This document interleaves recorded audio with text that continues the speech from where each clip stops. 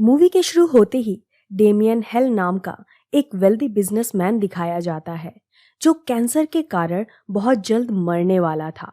इस बात को लेकर वो काफी दुखी रहता है क्योंकि वो मरना नहीं चाहता था।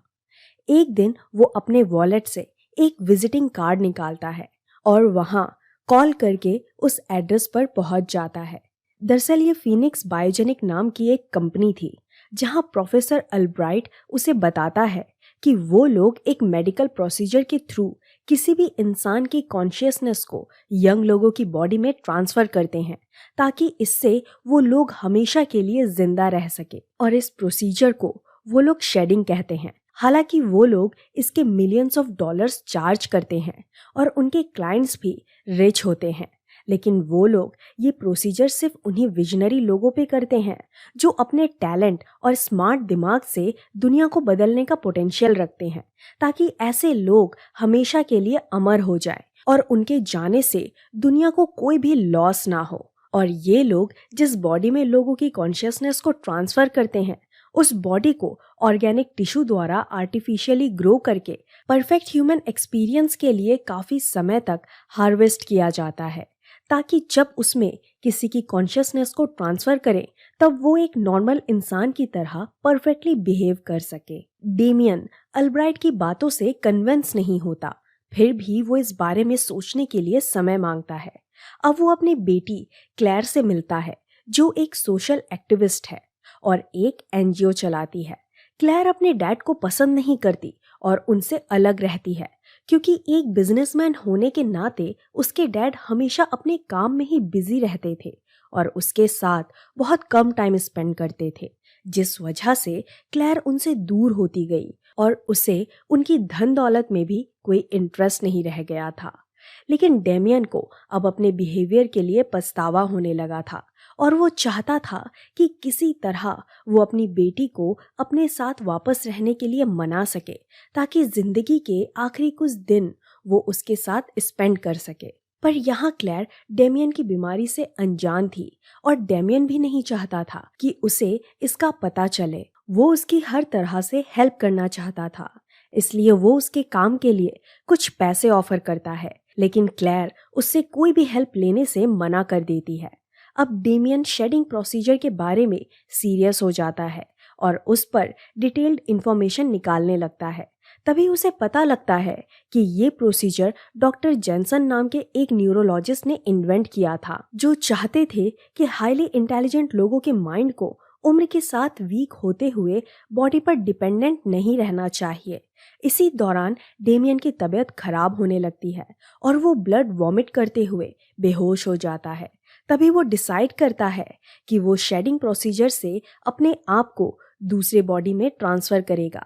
इसलिए वो अल्ब्राइट को कॉल करता है जो उसे वार्निंग देता है कि एक बार उसने इस प्रोसीजर को कर लिया तो वो फिर से कभी अपने पुराने बॉडी में वापस नहीं आ पाएगा और उसे शेडिंग प्रोसीजर को एक सीक्रेट रखकर एक नई आइडेंटिटी के साथ जीना होगा। फिर डेमियन उस प्रोसीजर के पहले एक छोटे बॉक्स को एक सेमेट्री में छुपा देता है और अपने फ्रेंड और बिजनेस पार्टनर मार्टिन को किसी रेस्टोरेंट में मिलने को बुलाता है। उसके बाद प्लान के अकॉर्डिंग वो अपनी तबीयत खराब होने का नाटक करता है और उसे एक एम्बुलेंस में डालकर ले जाया जाता है, लेकिन वो एम्बुलेंस उसे किसी हॉस्पिटल ना ले जाकर फीनिक्स बायोजेनिक कंपनी में लेके जाती है, जिसके बाद उसे शेडिंग प्रोसीजर के लिए रेडी किया जाता है। अब डेमियन को उस शेडिंग डिवाइस में रखकर मशीन को स्टार्ट कर देते हैं, जिसके कुछ समय बाद उसकी कॉन्शियसनेस दूसरी बॉडी में ट्रांसफर हो जाती है। होश आने पर डेमियन अपने आप को एक नए यंग बॉडी में देखता है जो अभी फिजिकली काफी वीक थी। उसके बाद उसे वॉकिंग और स्विमिंग जैसी फिजिकल एक्टिविटीज में ट्रेन किया जाता है, जिससे धीरे धीरे उसकी बॉडी में स्ट्रेंथ आने लगती है और फाइनली वो एक नॉर्मल यंग ह्यूमन की तरह स्ट्रॉन्ग फील करने लगता है। लेकिन तभी डेमियन नोटिस करता है कि उसे इन बिटवीन कभी कभी अजीब अजीब विजन्स आते हैं। प्रोफेसर अल्ब्राइट उसे शेडिंग के साइड इफेक्ट बताता है क्योंकि माइंड को नई बॉडी में यूज टू होने के लिए समय लगता है, जिस वजह से माइंड कभी कभी हेलुसिनेट करता है। इसलिए वो डेमियन को कुछ मेडिसिन देता है जिससे धीरे धीरे उसके हेलुसिनेशंस बंद होने लगेंगे। पर प्रोफेसर अल्ब्राइट उसे हर बार एक एक हफ्ते के ही डोजेस प्रोवाइड करते हैं ताकि इससे वो हर हफ्ते उसकी हेल्थ को मॉनिटर कर सके। उसके बाद वो उसे उसकी नई आइडेंटिटी एडवर्ड किटनर के नाम से बनाए हुए पासपोर्ट और फोटो आईडी कार्ड देता है और उसे एक नई जगह अपनी नई जिंदगी स्टार्ट करने को कहता है। अब एडवर्ड यानी डेमियन अपनी नई जगह पर सेटल होने लगता है और तभी उसकी मुलाकात एंटन से होती है जो काफी समय से उसी एरिया में रहता था। दोनों अच्छे दोस्त बन जाते हैं और रेगुलरली क्लब्स और पब्स जाकर पार्टी करने लगते हैं और डेमियन पूरी तरह अपनी नई लाइफ एंजॉय करने लगता है। इसी तरह कई दिन बीतने लगते हैं और अल्ब्राइट भी हर हफ्ते उसकी मेडिसिन प्रोवाइड करते रहता है। लेकिन एक दिन डेमियन को मेडिसिन का एक डोज ना लेने की वजह से हेलुसिनेशन होने लगते हैं जिसमें उसे मिलिट्री के कुछ लोग, एक छोटी बच्ची और एक लेडी दिखाई देती है जो एक वाटर टैंक के पास खेल रहे थे और उस वाटर टैंक पर पंपकिन पेंट किया हुआ था। डेमियन इस हेलुसिनेशन के बारे में अल्ब्राइट को बताता है जो एज्यूम करता है कि वो शायद डेमियन की ही कोई बचपन की मेमोरी होगी जिसे डेमियन का सबकॉन्शियस माइंड बॉडी शिफ्ट होने की वजह से हेलुसिनेट कर रहा था। अब अल्ब्राइट उसके मेडिसिन के डोजेस बढ़ा देता है और उसे दूसरी सिटी में भेजने का प्लान बनाता है ताकि उसका माइंड रिफ्रेश हो जाए। लेकिन डेमियन को अल्ब्राइट की बातों पर थोड़ा शक होने लगता है क्योंकि उसे यकीन था कि वो विजन कोई हेलुसिनेशन नहीं बल्कि एक रियल मेमोरी थी। इसलिए वो अपने विजन में दिखे हुए पंपकिन वाटर टैंक को इंटरनेट पर सर्च करता है और उसकी लोकेशन पता लगाता है। फिर वो सिमेट्री में छुपाए हुए अपने बॉक्स को ढूंढ निकालता है जिसमें उसने इमरजेंसी के लिए कुछ पैसे रखे हुए थे। अब अल्ब्राइट के कहने पर उसका एक एजेंट डेमियन को दूसरी जगह शिफ्ट करने के लिए एयरपोर्ट तक एस्कॉर्ट करने लगता है, लेकिन वो किसी तरह मौका देखकर उससे पीछा छुड़ा लेता है और इमीडिएटली सेंट लुइस नाम की जगह के लिए फ्लाइट बुक करता है जहां वो पंपकिन वाटर टैंक था। वहां पहुंचने पर उसे टैंक के पास एक घर दिखाई देता है जहां कोई नहीं होने पर वो अंदर जाकर चेक करने लगता है। तभी उसे वहां खुद की शक्ल वाले इंसान की फोटो दिखाई देती है जिसके साथ वो लेडी और बच्ची भी थी जो उसके विजन्स में आए थे। फिर वहां वो लेडी आकर डेमियन को देखकर शॉक हो जाती है क्योंकि उसे लग रहा था कि डेमियन उसका हस्बैंड मार्क है जो आर्मी ऑपरेशन में मर गया था। और तभी डेमियन को समझ आता है कि वो जिस बॉडी में है वो किसी लैब में आर्टिफिशियली ग्रो नहीं बल्कि एक रियल इंसान की बॉडी थी जिसे शायद अल्ब्राइट के लोगों ने ही मार दिया होगा।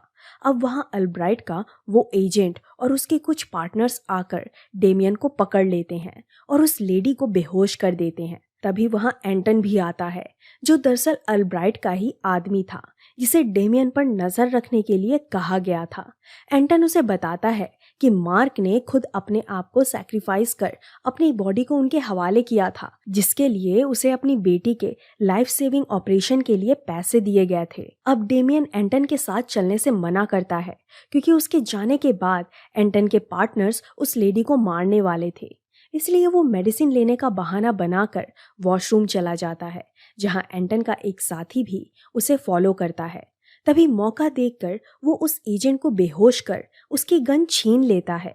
फिर एंटन और उसमें फाइट होने लगती है और एक एजेंट घर को आग लगाकर जलाने लगता है जिसके बाद डेमियन उस लेडी को लेकर बेसमेंट में जाता है और वहां से एंटन के पार्टनर्स को शूट करके मार देता है। पर एंटन जख्मी होकर किसी तरह बच जाता है। फिर डेमियन उस लेडी मेडलिन और उसकी बेटी एना को लेकर एक हॉस्टल में स्टे करता है और उनसे अब भी सच्चाई छुपा कर रखता है। अब वो फिर से शेडिंग प्रोसीजर के रिलेटेड इंटरनेट पर सर्च करता है और उसी न्यूरोलॉजिस्ट डॉक्टर जेंसन का एक वीडियो रिकॉर्डिंग देखने लगता है।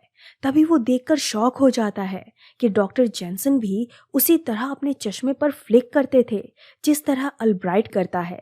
यानी डॉक्टर जेंसन ने शेडिंग के थ्रू अपनी कॉन्शियसनेस को प्रोफेसर अल्ब्राइट के बॉडी में ट्रांसफर किया था जो उसका असिस्टेंट था। फिर उसे डॉक्टर जेंसन की वाइफ का एड्रेस मिलता है और वो मैडलिन और एना को लेकर उनसे मिलने चला जाता है। वो डॉक्टर जेंसन की वाइफ से अल्ब्राइट का कॉन्टेक्ट नंबर निकालता है और किसी बहाने से उनसे कॉल करवा के अल्ब्राइट को वहां आने के लिए फोर्स करता है। अल्ब्राइट के आते ही डेमियन उसे गन पॉइंट पर रख कर उसके लिए और मेडिसिन मांगता है, लेकिन तभी अल्ब्राइट उसे रिवील करता है कि वो मेडिसिन उसे इसलिए दी जाती थी ताकि उससे मार्क की जितनी भी कॉन्शियसनेस बची थी वो धीरे धीरे करके 1 साल में वैनिश हो जाती और अब उस मेडिसिन को स्टॉप करने से उसकी खुद की कॉन्शियसनेस वैनिश हो सकती है। फिर वहां अल्ब्राइट का एक एजेंट आकर डेमियन को पकड़ लेता है और उसे अपने साथ लेके जाने लगता है, लेकिन तभी मैडलिन वहां आकर उसका ध्यान भटकाती है और डेमियन उसके हाथ से गन छीनने की कोशिश में दोनों में फाइट होने लगती है। पर जब मैडलिन उस एजेंट पर गन पॉइंट करती है तब डेमियन देखता है कि उस आदमी ने वही लॉकेट पहना हुआ था जो एंटन पहनता था, यानी ये आदमी एंटन ही था जिसके बॉडी में शेडिंग प्रोसीजर के जरिए उसकी कॉन्शियसनेस को ट्रांसफर किया गया था। लेकिन डेमियन को समझ नहीं आ रहा था कि एंटन इतनी जल्दी कैसे नॉर्मली ऑपरेट कर रहा था, जबकि शेडिंग प्रोसीजर के बाद कई हफ्ते लगते हैं उस बॉडी को पूरी तरह से फंक्शन करने के लिए। तभी एंटन बताता है कि शेडिंग प्रोसीजर काफी बार करने की वजह से उसे अब ज्यादा समय नहीं लगता किसी की बॉडी को हैंडल करने के लिए। अब डेमियन एंटन के पास रही मेडिसिन निकाल लेता है और मैडलिन को लेकर वहां से जाने लगता है। डेमियन के बिहेवियर और उन एजेंट्स को देखकर मैडलिन को अब शक होने लगा था, इसलिए वो उसे फोर्स करती है सच्चाई बताने के लिए और डेमियन उसे सारी बात बता देता है, जिसे सुनकर वो दुखी हो जाती है और रोने लगती है। फिर डेमियन उन्हें लेकर अपने फ्रेंड मार्टिन के पास जाता है ताकि उसकी मदद से वो दोनों को किसी दूसरे देश भेज दे और उन्हें अल्ब्राइट के हाथों मरने से बचा ले, क्योंकि मैडलिन को अब फीनिक्स बायोजेनिक का सीक्रेट पता लग गया था और वो उनका सीक्रेट दुनिया के सामने रिवील कर सकती थी। मार्टिन से मिलने पर पहले तो वो डेमियन की बातों पर विश्वास नहीं करता, पर फिर डेमियन उसे कुछ ऐसी बातें शेयर करता है जो सिर्फ उसे और मार्टिन को ही पता थी। अब प्राइवेट जेट का अरेंजमेंट होने तक डेमियन और मैडलिन रेस्ट करने लगते हैं, लेकिन तभी डेमियन एना को एक छोटे बच्चे के साथ खेलते देख शॉक हो जाता है, क्योंकि वो बच्चा अपना नाम टॉनी बता रहा था जो मार्टिन का बेटा था और 2 साल पहले एक बीमारी के कारण मर चुका था।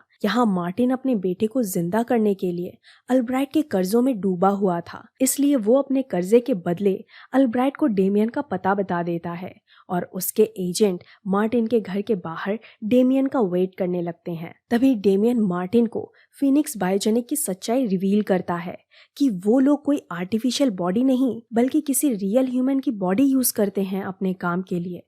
ये जानकर मार्टिन उसकी हेल्प करने के लिए रेडी होता है और मैडलिन और एना को लेकर घर के पिछले रास्ते से जाने लगता है। दूसरी तरफ डेमियन उन एजेंट का ध्यान भटकाने के लिए कार लेकर मेन गेट से निकलता है ताकि मार्टिन और मैडलिन को समय मिल सके वहां से निकलने के लिए। लेकिन जब अल्ब्राइट के एजेंट्स नोटिस करते हैं कि डेमियन कार में अकेला ही है तो वो लोग अपने कुछ आदमी मार्टिन के पीछे भेजते हैं और मैडलिन और एना को पकड़कर अपने साथ ले जाते हैं। डेमियन को पकड़ने के चक्कर में एंटन की कार क्रैश होकर वो बुरी तरह जख्मी हो जाता है और डेमियन किसी तरह उन एजेंट से पीछा छुड़ाकर एक जगह मार्टिन का वेट करने लगता है। लेकिन मार्टिन उसे बताता है कि वो लोग मैडलिन और एना को अपने साथ ले गए। फिर वो अपनी गलती के लिए डेमियन से माफी मांगता है और रिवील करता है कि फीनिक्स बायोजेनिक का कार्ड उसने ही उसके वॉलेट में रखा था ताकि वो उसकी हेल्प कर सके। अब क्योंकि डेमियन को अल्ब्राइट के लैब का लोकेशन पता नहीं होता, वो अपनी मेडिसिन का एक डोज जानबूझकर स्किप कर देता है ताकि साइड इफेक्ट्स की वजह से आने वाले विजन के थ्रू वो किसी तरह लैब का पता लगा पाए। फिर लकीली उन विजन में उसे एक क्लू मिलता है जिसके जरिए वो लैब का एड्रेस पता लगाता है और वहां पहुंच जाता है। वहां वो देखता है कि लैब में एंटन की बॉडी रखी हुई थी जिसे अब दूसरी किसी बॉडी में ट्रांसफर किया जाने वाला था। तभी अल्ब्राइट उसे दूसरे कैबिन से बताता है कि मैडलिन और एना के लिए भी उसे कस्टमर्स मिल गए हैं जिनके लिए उन दोनों की बॉडी का यूज किया जाएगा। ये सुनकर डेमियन उस पर शूट करता है, पर ग्लास बुलेट प्रूफ होने के कारण उसे कुछ नहीं होता। उसके बाद अल्ब्राइट के लोग उसे पकड़कर स्टन गन से बेहोश करते हैं और उस मशीन में डाल देते हैं ताकि एंटन की कॉन्शियसनेस को उसकी बॉडी में ट्रांसफर कर सके। लेकिन उसके पहले डेमियन बहुत ही होशियारी से एक बुलेट अपने मुंह में रख लेता है, क्योंकि उस मशीन में कोई भी मेटल की चीज रखने से वो मशीन ठीक से काम नहीं करती और शेडिंग प्रोसीजर फेल हो जाता है। फिर डेमियन एंटन बनकर मैडलिन और एना के पास जाता है और मौका देखकर वहां रहे एजेंट्स को शूट करके मार देता है। तभी अल्ब्राइट को उस मशीन में वो बुलेट दिखाई देती है, जिससे वो समझ जाता है कि शेडिंग का प्रोसीजर फेल हो गया था। अब अल्ब्राइट उसे ब्लैकमेल करने की कोशिश करता है कि उसे जिंदा रहने के लिए मेडिसिन की ज़रूरत पड़ेगी, जो सिर्फ वही उसे प्रोवाइड कर सकता है। लेकिन इसके बावजूद डेमियन फ्लेम थ्रोवर की मदद से अल्ब्राइट के साथ साथ उस पूरे लैब को जला देता है। फिर वो मैडलिन और एना को दूसरे देश में भेजने का अरेंजमेंट करता है और अपनी बेटी क्लेयर से मिलने चला जाता है। वहां वो क्लेयर को डेमियन का फ्रेंड बताता है और उसे एक लेटर देता है जिसमें उसने क्लेयर से अपनी गलती के लिए माफी मांगी थी। क्लेयर वो लेटर पढ़कर रोने लगती है, जिसे देखकर डेमियन वहां से चला जाता है। अब वो काफी दिनों से मेडिसिन लेना बंद कर देता है, जिससे धीरे धीरे उसकी कॉन्शियसनेस वैनिश होने लगती है और फाइनली मार्क की पूरी कॉन्शियसनेस फिर से उसकी बॉडी में इवॉल्व हो जाती है। एक दिन जब वो नींद से जागता है तो मार्क देखता है कि वो किसी अनजान घर में है, जहाँ एक लैपटॉप भी रखा हुआ था, जिसमें उसे डेमियन ने की हुई एक वीडियो रिकॉर्डिंग मिलती है, जो उसे सारी बात बता देता है कि अब तक वो उसकी बॉडी में जी रहा था, लेकिन मेडिसिन कंप्लीटली ना लेने की वजह से उसकी कॉन्शियसनेस वापस इवॉल्व हो गई। जिसके बाद वो उसे मैडलिन और एना का एड्रेस बताता है और मार्क अपनी फैमिली से रीयूनाइट होकर मूवी यहीं खत्म हो जाती है। अब हम आपको मूवी की कुछ और बातें क्लियर कर देते हैं। फीनिक्स बायोजेनिक द्वारा किया जाने वाला शेडिंग प्रोसीजर इलीगल होने की वजह से सारे क्लाइंट्स को इसे एक सीक्रेट रखने के लिए कहा जाता था और कोई इस सीक्रेट को रिवील करने की कोशिश भी नहीं कर सकता था, क्योंकि अल्ब्राइट उन्हें मेडिसिन द्वारा अपने कंट्रोल में रखा करता और इसलिए वो सिर्फ एक ही हफ्ते की ही मेडिसिन प्रोवाइड करता था ताकि कोई उसके खिलाफ जाने की कोशिश भी ना करे। दोस्तों, इस साइंस फिक्शन थ्रिलर मूवी का नाम है सेल्फलेस, जो 2000